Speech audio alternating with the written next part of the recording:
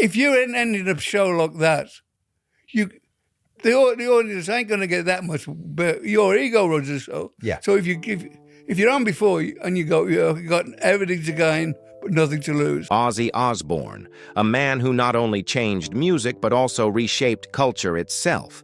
He is not just the legendary voice of Black Sabbath, the father of heavy metal, but also an icon of rebellion, madness, and unpredictability. He has lived a life so outrageous that even the wildest rock and roll movies could never fully capture it. He was kicked out of his own band due to drug abuse, tried running a pub but drank away the profits, wrestled a burglar while completely naked, and even urinated on the Alamo monument, earning himself a decade-long ban from the city of San Antonio. But behind these insane stories lies a completely different Ozzy Osbourne, a wounded soul, a child who endured abuse, a husband so terrified of losing his wife that he once sought Robin Williams' help just to make her laugh again, and a father filled with regret as he watched his children lose their way. So, who is the real Ozzy Osbourne? A reckless rebel or a fragile soul trapped in the body of a rock legend? Let's uncover the untold secrets of the Prince of Darkness, the man who has left the world in awe. Filming the Osbournes was awful for him. In the early 2000s, the Osbournes became a reality TV phenomenon, bringing Ozzy Osbourne's family into the living rooms of millions of viewers. The show offered an unprecedented glimpse into the life of a legendary rock star, a man who was once the Prince of Darkness of heavy metal, now facing a very different reality, being a father, a husband, and dealing with the chaos within his own home.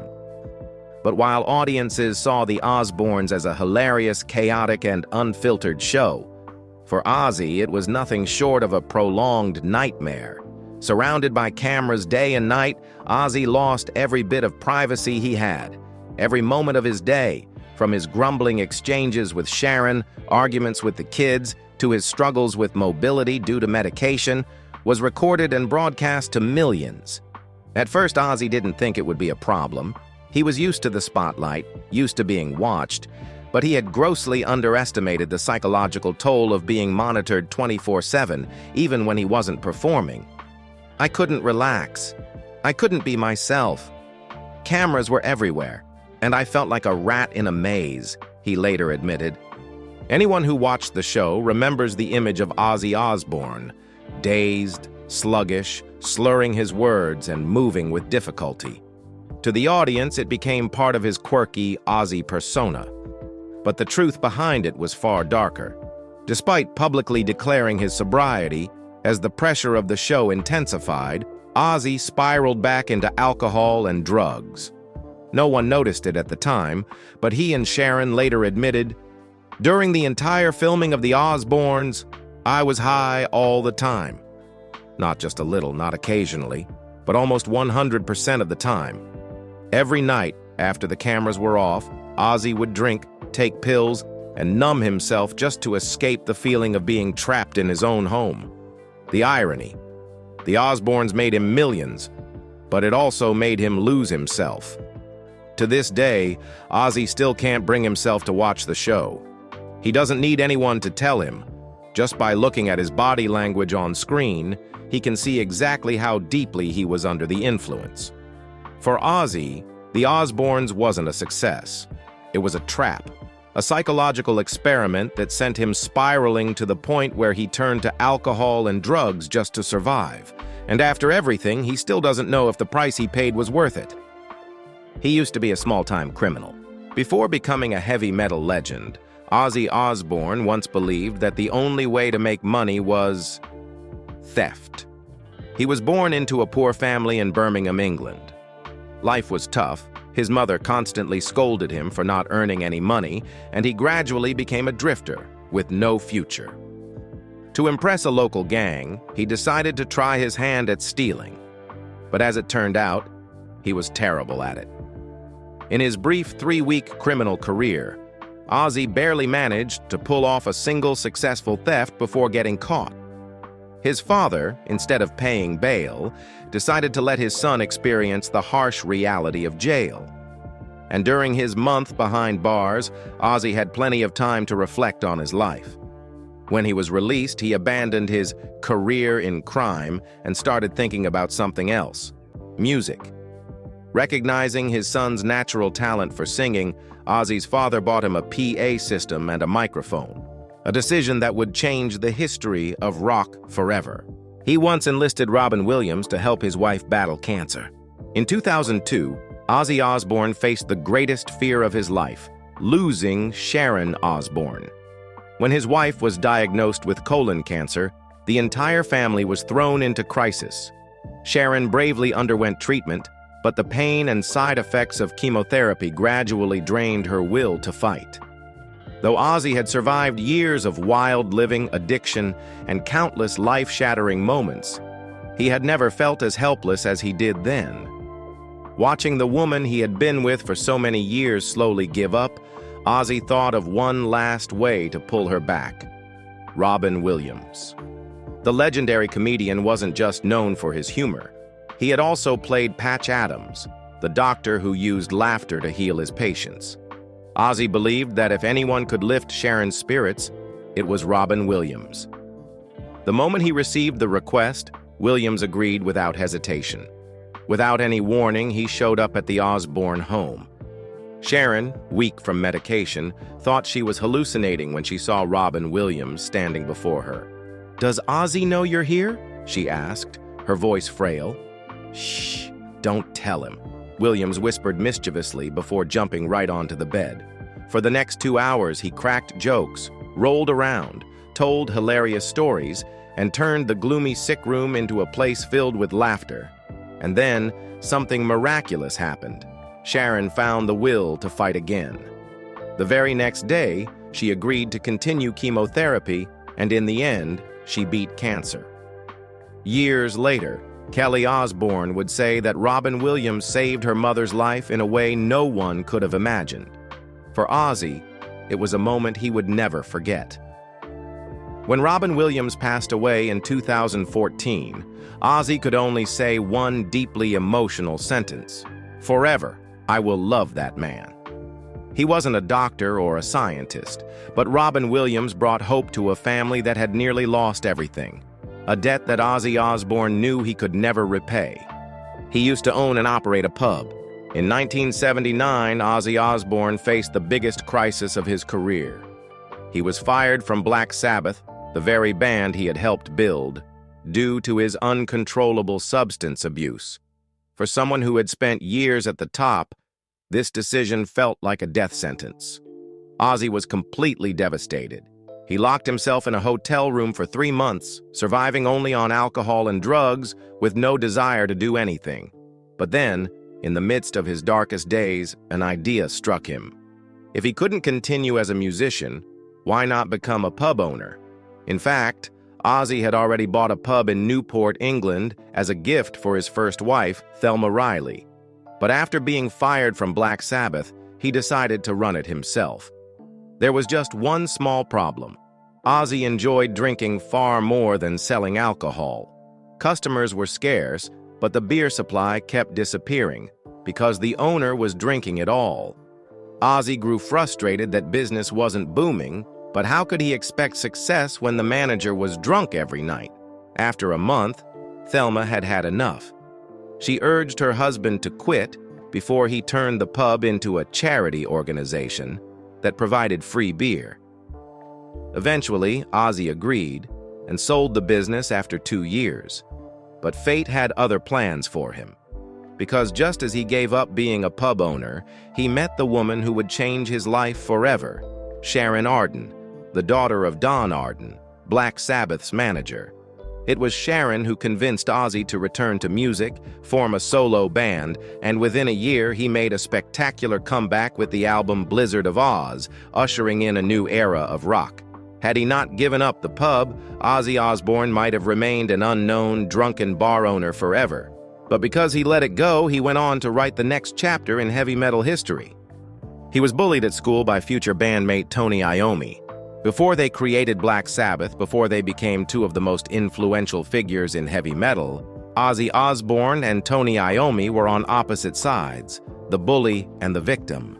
Growing up in Aston, Birmingham, Ozzy Osbourne was far from a tough or formidable kid.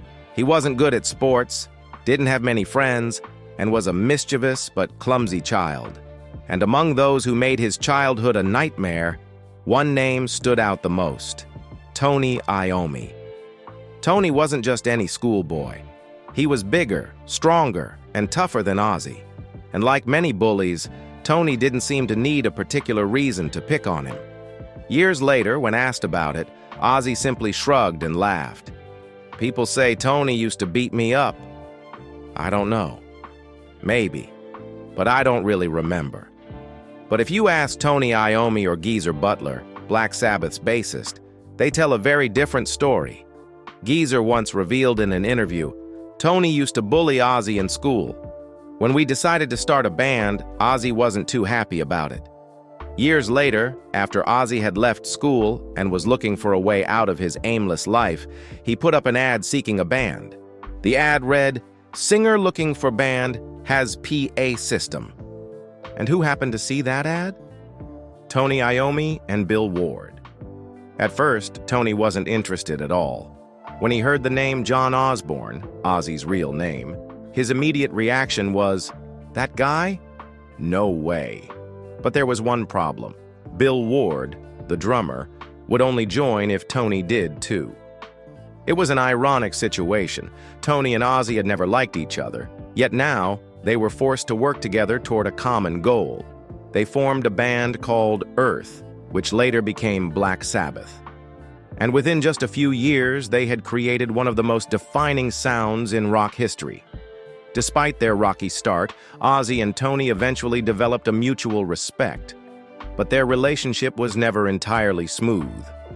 They had their share of explosive disagreements, and ultimately it was Tony who fired Ozzy from Black Sabbath in 1979 due to his excessive substance abuse. Yet after decades of ups and downs, they remain inseparable parts of Black Sabbath's legacy. When the band reunited in the 2010s, Ozzy and Tony once again stood side by side, not as bully and victim, but as two living legends of heavy metal.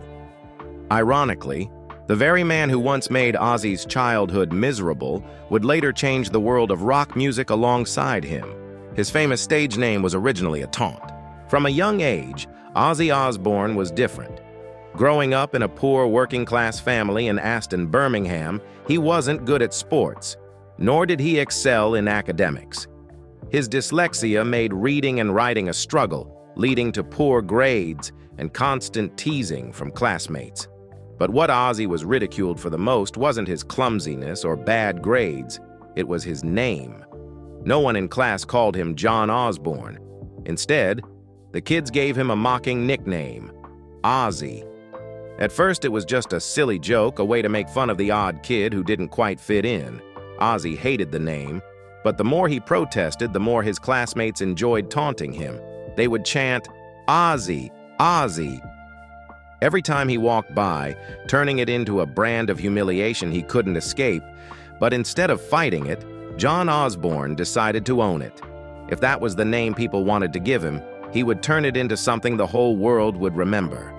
From that moment on, he called himself Ozzy, transforming an insult into his identity. At 16, to make it official, he tattooed OZZY across his knuckles. It wasn't just a tattoo, it was a declaration. From now on, the name that once embarrassed him would become legendary. When he stepped into the world of music, Ozzy never looked back at his birth name. And when his first band, Earth, changed its name to Black Sabbath, Ozzy became a brand. No one remembered the bullied boy from Birmingham anymore. All that remained was the legendary voice, the central figure of heavy metal, and an icon of madness and limitless creativity. Ironically, the only person who disliked the name Ozzy was his first wife, Thelma Riley. She always called him John, as if trying to hold on to a normal man rather than embracing the rock legend. But as time passed, the world forgot the name John Michael Osbourne. The name that once made him a laughingstock is now etched into the history of music.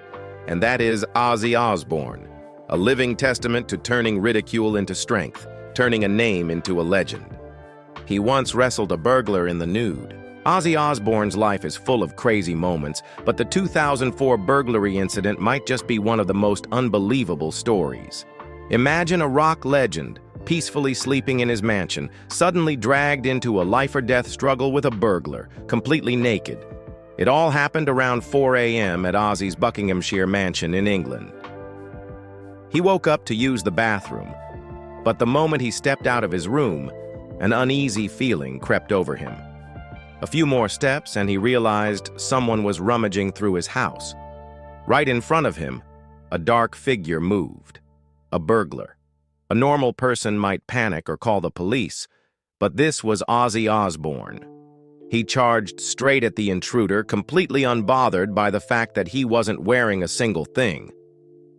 "This bastard thinks he can steal from me in my own house? No funning way!" Instead of throwing punches or kicks, Ozzy locked the burglar in a headlock like a pro wrestler. For the first few seconds, the burglar was completely stunned, unable to believe he was being tackled by a naked rock legend. But despite his age, Ozzy was still tough as nails, holding on to the intruder with everything he had. The burglar struggled and thrashed, trying to escape, but Ozzy wasn't about to let him go so easily. "I survived the 70s with Black Sabbath, and you think you can take me down? Not a fucking chance."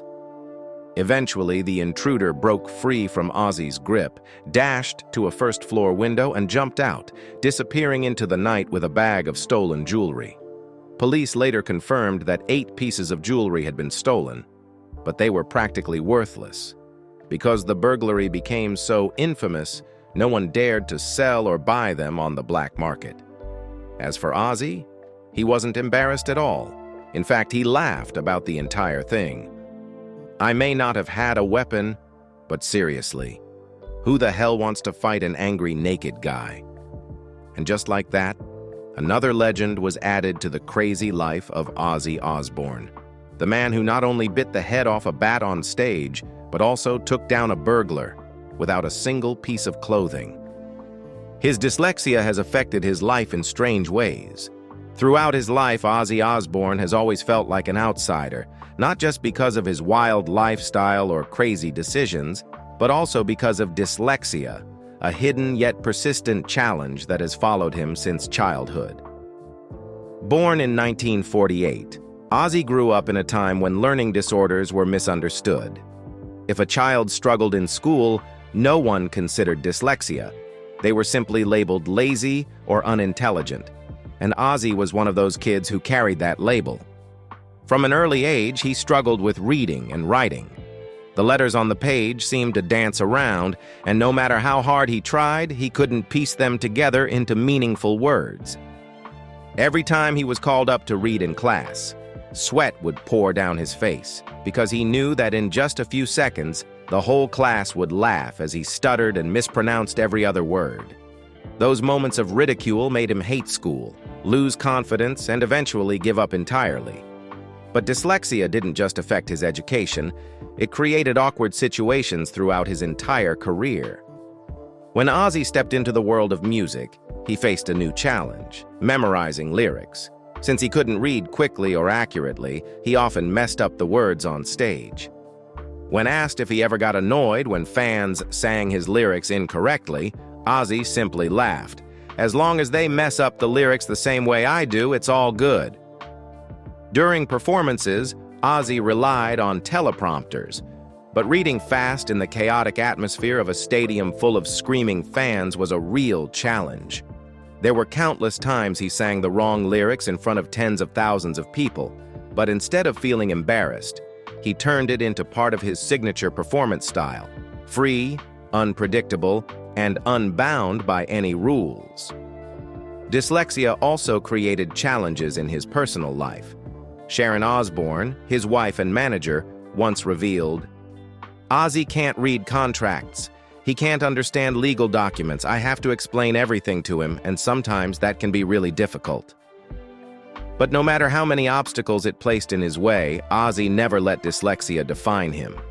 He may not have been able to read well, but he could write music, feel melodies, and create things no one else could. If there's one lesson dyslexia taught him, it's this: don't let what you can't do define who you are. And as Ozzy himself once put it, I may not know how to read, but I sure as hell know how to make people go crazy with my music. He once got in serious trouble for peeing on the Alamo cenotaph. In 1982, during a drunken, out-of-control state, Ozzy Osbourne unknowingly turned himself into the most hated man in San Antonio, all because of one act he would never be able to forget. That day, Ozzy woke up dazed and disoriented, his head spinning from a night of heavy drinking. But there was a problem. Sharon Osbourne, exhausted from his reckless wandering, had hidden all his clothes to stop him from going outside. Instead of staying in the hotel, Ozzy, completely unaware of the situation, found one of Sharon's long dresses, put it on, and stepped outside as if it were the most normal thing in the world. As he wandered aimlessly, he felt the urge to pee. Too drunk to realize where he was, he chose a nearby wall and relieved himself right then and there. Only one problem: it wasn't just any wall, it was the Alamo cenotaph, a sacred historical monument in Texas. For the people of San Antonio, this was an unforgivable insult. Within minutes, police arrived, arresting Ozzy on the spot. Dressed in his wife's gown, his face exhausted from alcohol, and completely oblivious to the severity of the situation, he was thrown into jail immediately. But the biggest shock was yet to come. The city of San Antonio issued a 10-year ban preventing Ozzy Osbourne from setting foot in the city, a rare punishment for a celebrity. For the next decade, even as his career continued to skyrocket, Ozzy couldn't return to San Antonio. Finally, in 1992, Ozzy decided to make amends. In front of the San Antonio public, he publicly apologized, admitting that his actions were stupid and out of control. To prove his remorse, he donated $10,000 to the Alamo Preservation Fund, helping restore and maintain the historic site. The ban was officially lifted, but the stain of the incident remained forever tied to Ozzy Osbourne's name. When asked about it years later, he simply laughed and said, "If I could go back in time, I'd pee somewhere else." He's a victim of childhood sexual abuse. Beneath the wild rock and roll legend persona, few people know that Ozzy Osbourne has carried a deep psychological wound since childhood. It wasn't the reckless partying, the out-of-control drinking, or the drug-fueled chaos that haunted him the most. It was the dark shadow of sexual abuse that became one of the most terrifying ghosts of his life. Growing up in a poor working-class family in Aston, Birmingham, Ozzy experienced hardship and deprivation from an early age. But there was one thing he couldn't bring himself to talk about for years. When he was just 11 years old, he was repeatedly abused by two older boys. They weren't strangers. They were predators who lurked near his school, waiting for him after classes, following him down deserted alleyways where they would torment and humiliate him. That fear never went away. But at the time, Ozzy didn't dare tell anyone. It was an era when stories like his were buried, a time when a boy speaking up would only be laughed at or ignored. With no one to turn to, he had no choice but to endure it alone. Perhaps the most painful part was that, on one occasion, he was assaulted right in front of his sister, but he was too small, too weak to fight back. It just kept happening, over and over again. I couldn't do anything, and I didn't know who to tell. Back then, people just didn't talk about things like that. That trauma never faded as he grew older. Instead, it clung to him, becoming a silent force that pushed him further into self-destruction, alcohol, drugs, and countless acts of rebellion. Even Ozzy himself later admitted that his past shaped him into a deeply troubled man, someone who lived in constant anger, fear, and never truly felt safe. But the most important thing was that he refused to let his past define him. When he married Sharon Osbourne, she became the person who helped him open up about his inner wounds. Through her support and later therapy, Ozzy finally faced his painful memories and found a way to move forward. It took me years to accept that it happened, and that I couldn't change the past. But I can keep living, and I won't let it control me anymore. Of all the insane things in Ozzy Osbourne's life, this is perhaps the one no one would expect. Yet it is the one that shaped him the most. And though he has overcome it, he knows that some wounds never truly heal. His legendary bat-biting incident. Among the countless crazy stories about Ozzy Osbourne, the bat-biting incident of 1982 is undoubtedly the most infamous. The irony? Even Ozzy himself didn't know it was a real bat. On January 20th, 1982, during a show in Des Moines, Iowa, Ozzy was at the peak of his Diary of a Madman tour. On his stage, bizarre antics were nothing unusual. Fans regularly threw random objects at him, from raw meat to rubber toys, and Ozzy had already shocked the world once by biting the head off a dove during a record label meeting. So when someone threw what looked like a rubber bat onto the stage, Ozzy instinctively picked it up and bit down hard. But the moment his teeth pierced the skin, he realized this was no toy.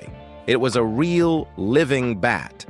The disgusting, slimy texture, the blood dripping down his mouth, Ozzy immediately spat it out in horror. The crowd screamed in shock, and Ozzy was rushed to get a rabies shot, a painful process involving a series of injections in the stomach. The incident exploded into rock history, turning Ozzy into either a legend or a lunatic, depending on who you asked. But in a strange twist of fate, bats got their revenge. In 2014, a colony of bats made a nest in Ozzy's UK mansion. And due to wildlife protection laws, he was forced to spend $27,000 to have them legally relocated. Despite the notorious nature of the event, Ozzy eventually embraced it as part of his brand. In 2019, to mark the 37th anniversary of the infamous night, he even released a plush bat toy, complete with a detachable head, turning one of his craziest moments into a darkly humorous tribute. Accident or not, the bat-biting incident forever cemented Ozzy Osbourne's place in rock and roll history, making him one of the most talked-about figures in music.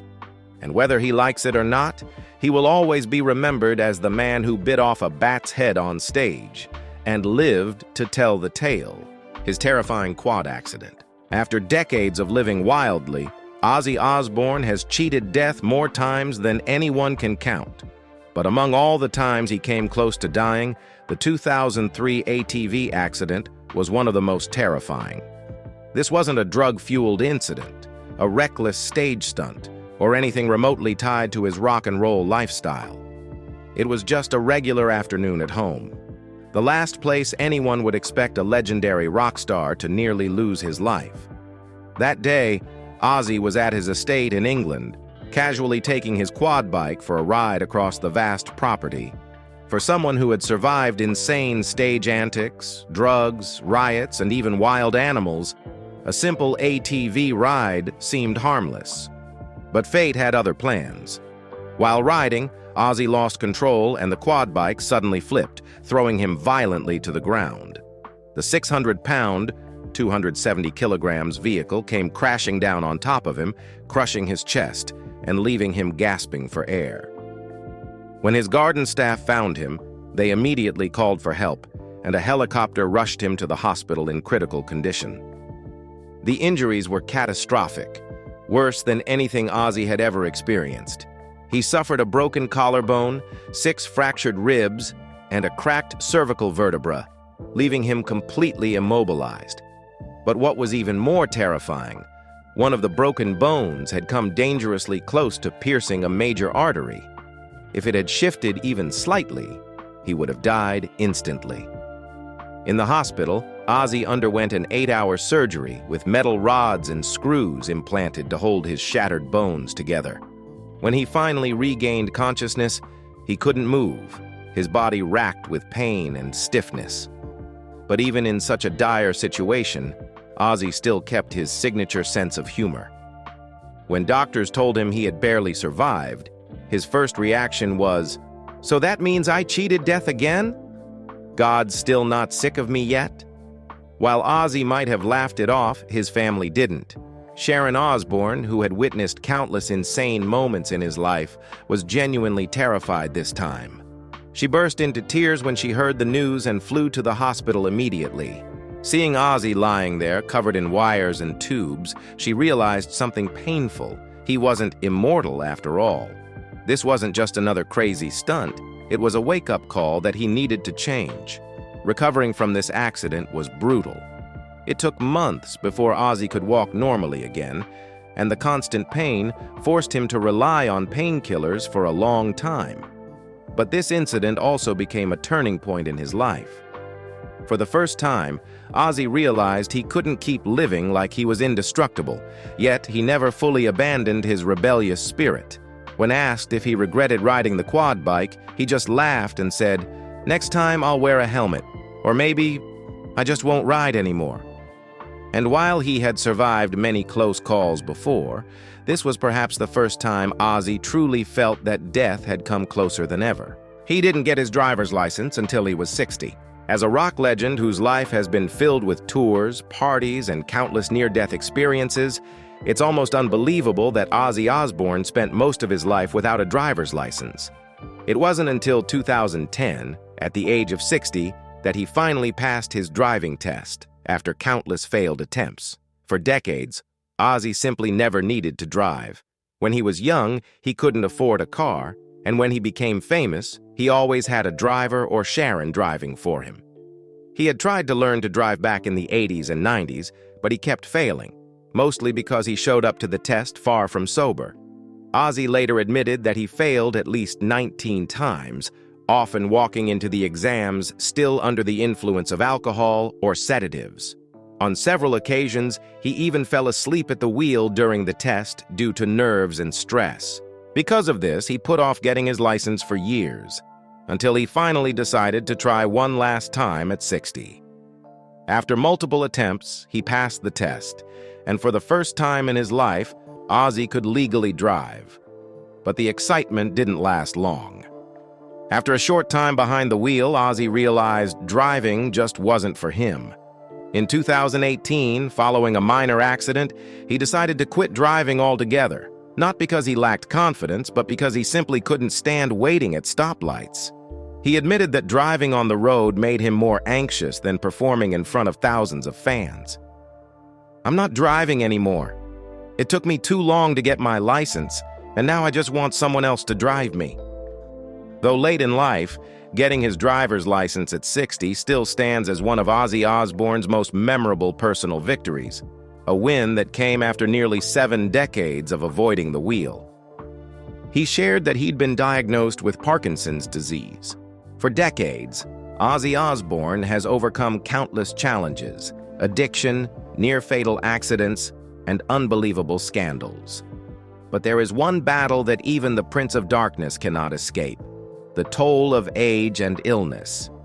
In 2020, Ozzy publicly revealed for the first time that he had been diagnosed with Parkinson's disease, a progressive neurological disorder that affects movement and motor control. The news came after a long period of health struggles. In 2019, Ozzy suffered a severe fall at home, which worsened old injuries from his 2003 ATV accident. He underwent multiple surgeries and months of rehabilitation, but soon after, strange new symptoms began to appear. He noticed tremors, slowed movement, and loss of balance, something he had never experienced before. After extensive medical tests, doctors finally diagnosed him with Parkinson's PRKN2, a specific form of the disease that affects the nervous system and motor functions.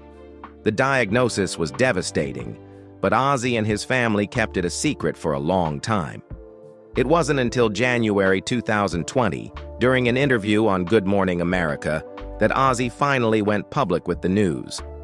Sitting alongside Sharon Osbourne, he admitted that it had been an incredibly difficult time for both him and his family.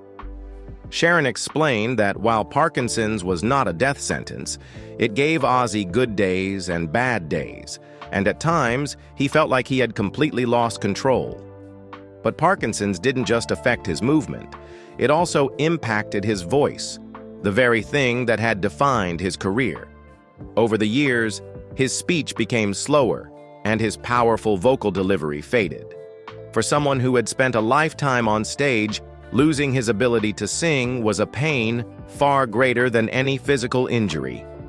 Yet despite battling a progressive disease, Ozzy refused to give up. He continued his treatment, tried various therapies, and kept making music. In 2022, he even performed at the Commonwealth Games opening ceremony in Birmingham, standing before thousands of fans, though he had to be secured with a support device to prevent him from falling. Looking back on his journey, Ozzy knows that this may be the hardest fight of his life. Gone are the invincible years of youth, gone are the reckless, fearless days of rebellion. This is a battle against his own body. But if there's one thing Ozzy Osbourne has never done, it's surrender. "I'm not going anywhere. I still have so much more to do. If this is my final battle, then I'll fight it to the end." From a poor boy in Birmingham to a heavy metal legend, Ozzy Osbourne's life has been a journey of unbelievable highs and lows. He has lived through insane moments, near-death experiences, and internal battles that no one could imagine. Yet even as he faces old age and illness, Ozzy continues to fight for music, for his family, and for himself. Which moment in Ozzy Osbourne's life impressed you the most? Share your thoughts in the comments below. If you love stories about rock legends, don't forget to hit like and subscribe to keep exploring the unforgettable tales of music history.